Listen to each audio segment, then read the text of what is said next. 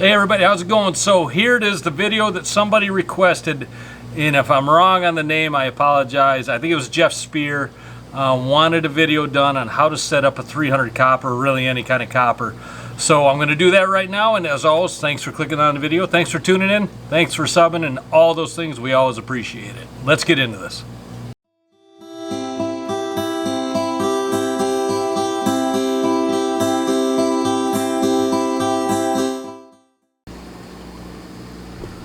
Okay, so here we go. This is the setup here at Tangle Tackle in Manistee.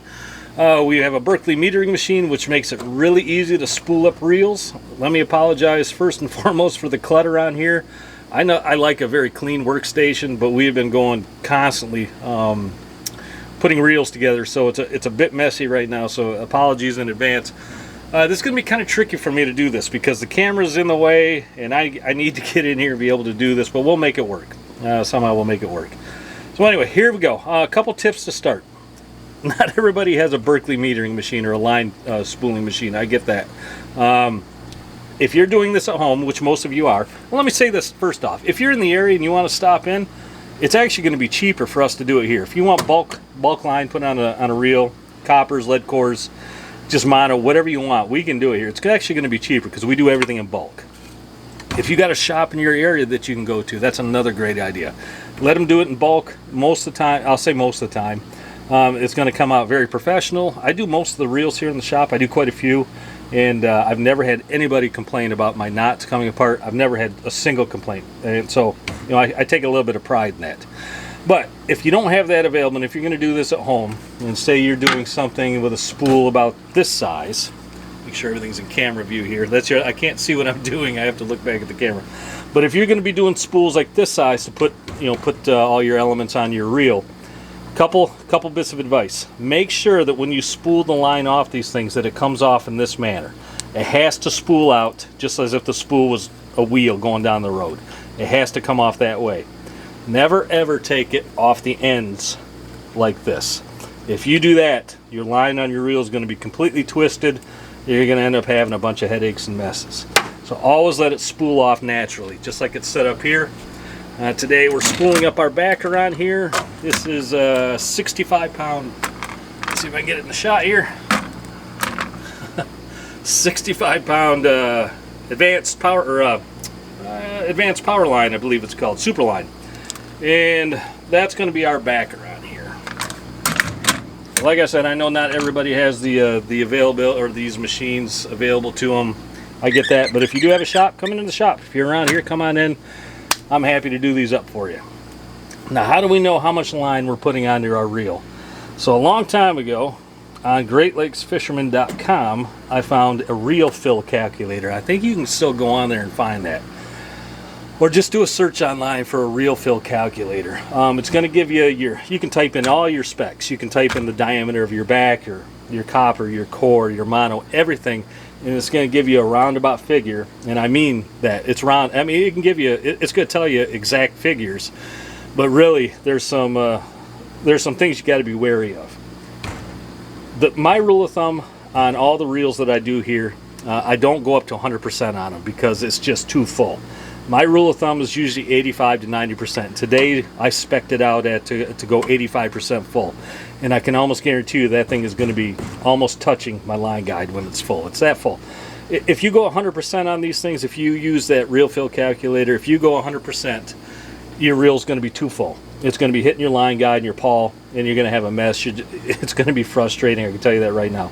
So like I said, I spec'd mine out today for a 300 copper for 85% full. And that's going to give me 300 yards with that 65-pound suffix as a backer. Then I'm going to splice in about a 3-foot section of mono, and that mono I splice in to attach your boards to, your planer boards to. It gives it a nice non-slip surface. It just works better. And then we're going to put that 300 foot of copper on there, and then we're going to put a 15-foot 25-pound leader on top of that. So anyway, we're all set up. I got this tied on with the arbor knot. I already got a little bit on there, just a little start. But the arbor knot is the knot that I like to use to put my line on all my, whether it be mono, braid, whatever it is. The arbor knot really sits well and it doesn't slip. Some reels have little pegs inside here where you can actually wrap it around the peg, and those work pretty good. but those little pegs actually make that line rise in that little spot. Sometimes you get little overages in areas, especially in the middle where they sit, and sometimes that can be problematic. So I like to tie mine on. If you get a bunch of slippage, you just can't get that thing to sit, grab yourself some Gorilla Tape. I love this stuff. Just take a little piece of Gorilla Tape off there, stick it down on there, and that thing ain't going anywhere. So anyway, let's get this done. So I'm spec'd out, like I said, 300 yards of backer, 300 foot of copper, and then the leader. So let's get this on here. 300 yards of backer coming up. Okay, there we go. 300 yards of backer on there. I'm going to cut this off. I'll tell you, these little Berkeley Superline trimmers, these things are really nice. They cut Superline really well. You can see that right there. You can see how sharp these things are. It just comes right off. Anyway, little shout out to Berkeley for coming out with these things. Like them. Anyway, we got our 300 yards of backer on there. Get a little bit of slack there. So now I'm going to splice on that 3-foot section of mono. And I like using either 30 or 50 pound. Today I'm going to use 30 pound. And like I said, this is just on there. Pardon me for a second. This is just on there for a place to attach your planer board. You can attach, actually those Dreamweaver Ninja boards with that wrap thing on there, these things won't budge an inch. But mono, I like mono just a little bit better. It doesn't slip. I don't know, there's pros and cons to both, but I always put this on there. Customers really seem to like it. So the knot that I'm going to use here to join these two, it's one of the best knots to join Superline and mono. The uni to uni or the double uni knot, I've heard it called some other things as well, but that's by far, in my opinion, the best knot to join these two. So I have to do this now, somehow keep it in the camera frame and still tie this thing. So this ought to be interesting. I'm going to start here with the mono side. Now there's plenty of knots on YouTube, or plenty of videos on YouTube that shows this knot. I'm going to do my best here. Let's see if I can actually make sure that you're in focus. I'm going to do my best here to show this knot to you. If it doesn't come out great, drop me a comment on there. Let me know. I can make a separate video on this knot. But really, essentially, all I'm doing is I'm making a loop so that mono is laying right on top of the braid now. And now I'm going to go through this 5 or 6 times.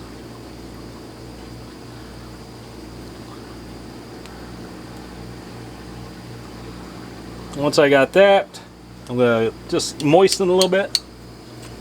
And I like to cinch that side down pretty secure. That gives me I don't have to hang on to that so much now. Now, a lot of people try to come over here and tie the other side with their left hand. But one thing I learned a long time ago, if you're smart enough, and I'm not, but I stumbled onto this, I just turn it around, and now I can use my right hand on this side. And I'm going to do the exact same thing. I'm going to do the exact same thing on this side. Let me get it set up here for you. So now I got the braids tag in. I'm just going to bring that around. So now that braid loop is laying right against the mono. And I'm going to take that braid tag in and I'm going to go through it 5 or 6 times. Go through that loop 5 or 6 times. I lost count because I wasn't really thinking about it, but that's pretty close. Make sure that your loops are they're not stumbling on top of one another. They're all in a nice straight line through there. And then I'll tighten up that side. And now I've got 2 knots essentially sitting next to each other. I'm just going to bring these 2 lines together slowly, a little more moistening until they come right together and tighten up and form that knot. I'll see if I can actually zoom in on this.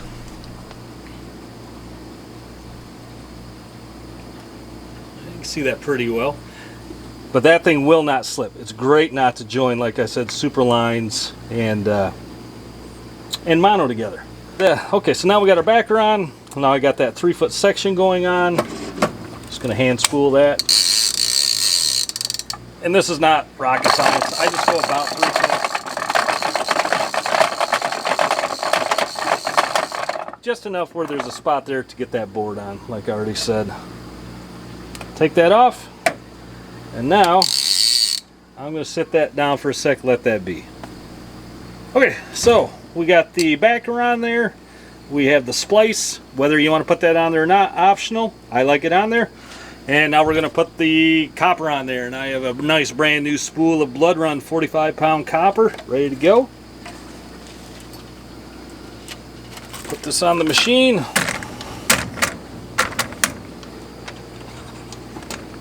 Get that ready to go. Frees up my hands. That's always nice. 2 hands to work with.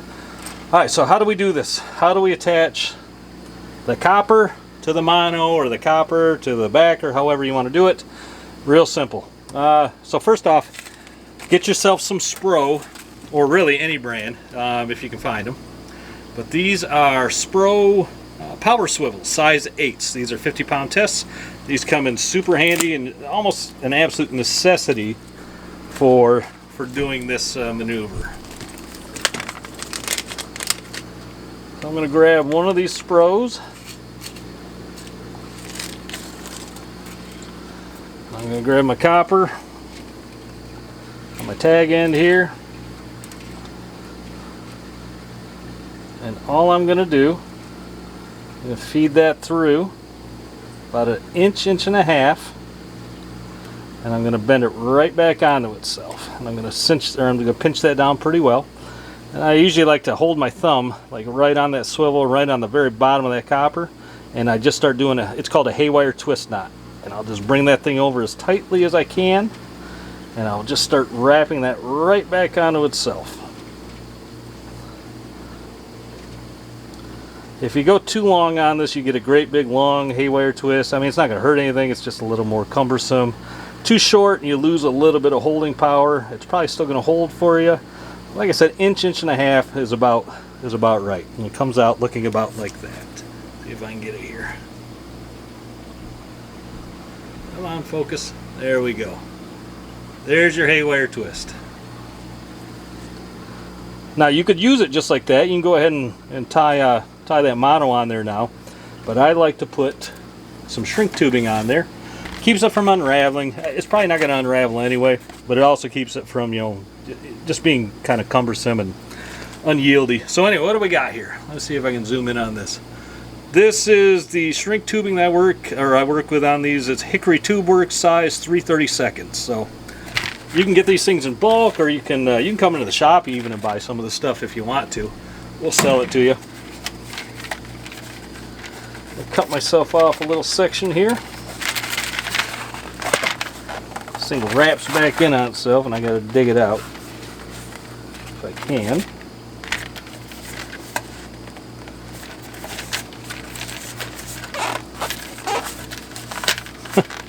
There it is. Come here. Alright. I'm going to cut off like a 3-inch, 2-inch, 3-inch section here.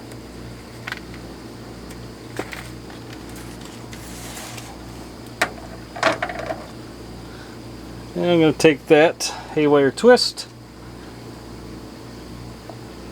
Make sure everything's nice and straight. And I'll just work that right down until I get down to the bottom of the... I'll go past the bottom of the twist, maybe 1/8 inch, 1/4 inch.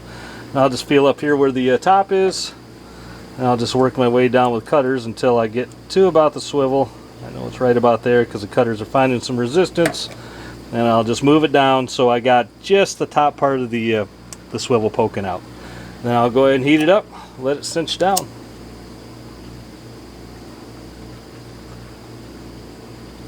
Now, one little trick I found, once you get these things all done nice and hot, heat shrunk, I take a water bottle. You want it to cool down anyway. You don't want to tie mono on there right now if it's hot. But if I dunk that thing into my water bottle, it actually, that cooling, when you cool something, it makes it constrict. And that'll actually tighten up that heat shrink tubing a little bit more. And it comes out looking really nice. See if we can get a little zoom on that. There we go. Alright. Put my water bottle away. I always feel like I'm trying to rush here because I know people get bored watching these things, so I feel like I want to rush, and I got to stop myself and slow myself down. There's no reason to rush when you're doing these things. Take your time, do things right. All right, so now we can put the mono to the copper, and all I use on this is called, I believe it's called an improved clinch, or I've heard it called a trilene knot. But really, all I'm doing, if you don't know this knot, because I'm going through the hole, back through the hole, and then usually a minimum of 5 or 6 times looped around itself. 1, 2, 3, 4, and I'll stop there and I'll actually count the twists. 1, 2, 3, 4, 5. I got 7 there somehow. Anyway, make sure that thing is good, and slide it up or use water to get that thing nice and moist, because you're going to want to cinch this down nice. So you got your tag in now. You're going to go back through your loops. And I'll just grab that and I'll just start going nice and slowly down and start working that thing right down onto the swivel. And that is a very strong knot. Let's see if I can get a little zoom in on that. Sorry, not great way to do this here, but there we go. And that's the way it comes out looking right there. Trim off your excess, your tag end. There you go. You can trim that nice and tight too. That thing's not going to slip on you. Nice and solid. Make sure everything's nice and tight here for my reel.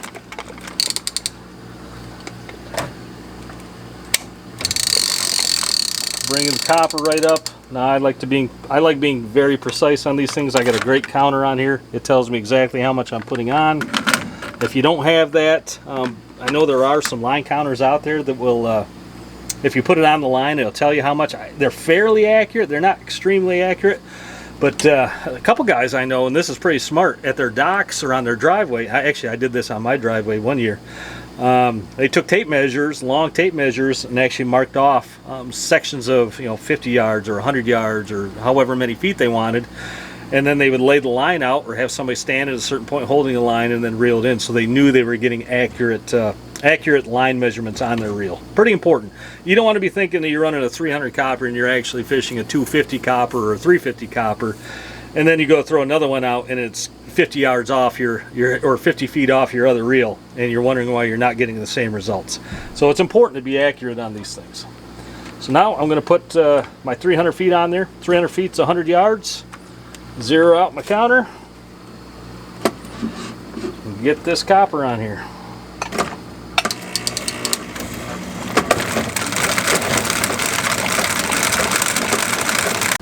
Okay, there we go. We have our 300 feet of copper on there. I just trimmed it off. Take the spool off. It's amazing how heavy one of these things are. Set that up there. Alright, so now we just got to put the leader on and we're good to go. And we're going to do the same thing. We're going to take one of those Spool micro swivels, one of these size 8s.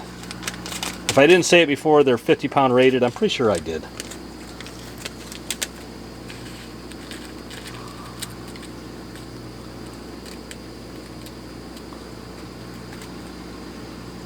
I don't need 3 of them. And we're going to do that same haywire twist that we did before. So back over that copper, about 1.5 inches to 1.5 inches. Cinch that thing over, nice and tight, and just start doing your haywire twist. And I like to really grab right there at the bottom of that swivel so it doesn't spin on me, and I can make these twists pretty darn tight.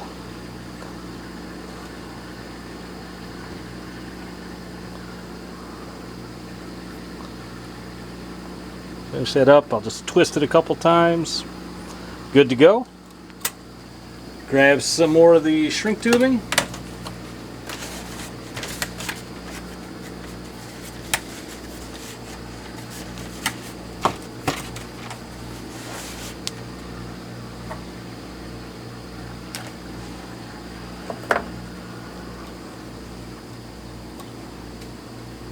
Just shrink tube that down like we did before.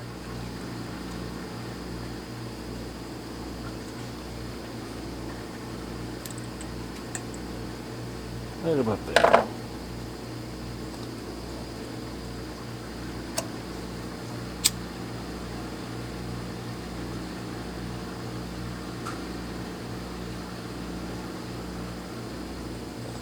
Give it that rapid cool down with the water bottle.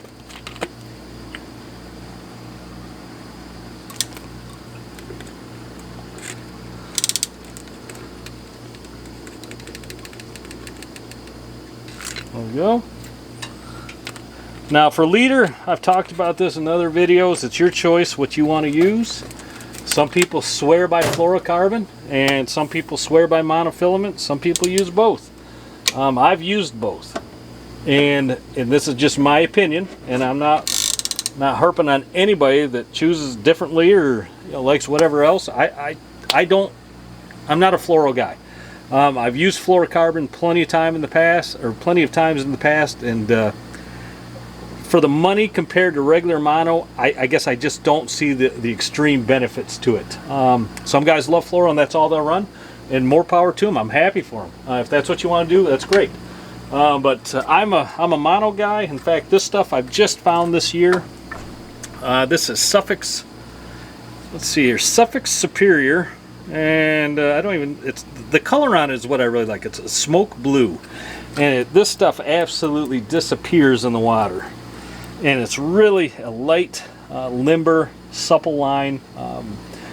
That's another thing about fluorocarbon I'm not a huge fan of. It gets really brittle at times, especially when you're pulling knots. If you don't really get that thing nice and lubricated and pull those knots really slow and smooth, that stuff can get super brittle on you, and you have weak spots in your line that you didn't even know about.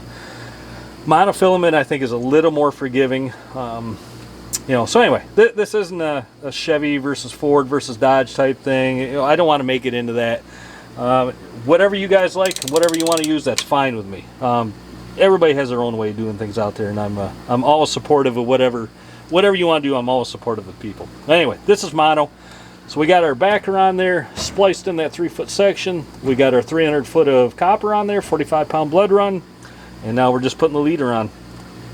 And this is just going to be another improved clinch knot. So again, 2 times through.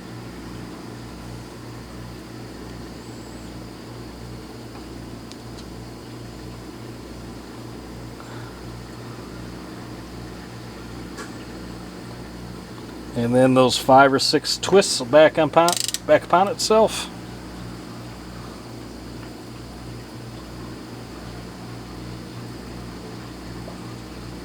And I always like to count my twists just to make sure I have at least 5. 1, 2, 3, 4, 5, 6. I got almost 7 there, so I'm good with that. Make sure it's nice and moistened up. Line back through both. And I'll just grab and I'll go nice and slow. I always go really slow on my knots, just because if you do get a hot spot on them, you could easily have a weak spot on your line that you're not even aware of. Nice and strong, cinched down nice and tight. Trim it up close. Now we just usually put 10 to 15 yards of mono backer on.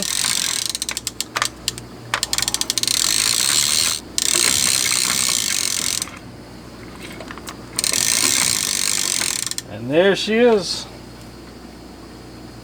And there she is, all done up. Mono backers on. What I'll do now is I'll always hang on to this thing and cut above my hand. I don't ever want to just let go of this thing and cut it, because I've had that line sometimes shoot back into the reel. If this line goes back through your line guide and it gets reeled at all, I'm going to tell you right now, where your line is and where your line guide, they're not going to meet up. And if you've ever had a reel where your line guide is over on this side like this one is, and the line is coming off over on this side all the way over the line guide and then out, that's normally how that happens. You've cut it, you've lost it back in the reel, it got moved, and then they lose their synchronization. So I always hang on to it. And I'll just take a rubber band, or however you want, but this I'm just going to rubber band up. Just a couple overhand ties on it. This one's actually going to be for sale here in the shop. If anybody's interested, come on in. I'll just bring that down. Rubber band around the reel. and she's good to go. I'm going to cut her off right there. I hope everyone was able to see the knots. If you're not, like I said, leave a comment down below. I'm happy to go back in, maybe get some big yarn or colored yarn or something that could show the knots more in definition. I'm happy to do that. I hope this helps some people out. If you got any questions, shoot those down below also. And if I didn't do this already, I'm pretty sure I got to give a shout out to the guy that requested this, and I'm pretty sure it was Jeff Spear that did that. So Jeff, thanks for the request. If anybody has any more requests, they want some things done, some how-tos or whatnot, hey, shoot me a comment, or you can always email me, christangletackel@gmail.com. Thanks for watching, everybody. As always, we appreciate it. Go out there, have some fun. Remember, anybody can do this. Just takes a little experience, a little patience, and you can get it out there and you can get these things. You can get out there, you can catch these salmon. I guarantee it. Happy to help you guys out with anything that you need. So we'll see you on the next one.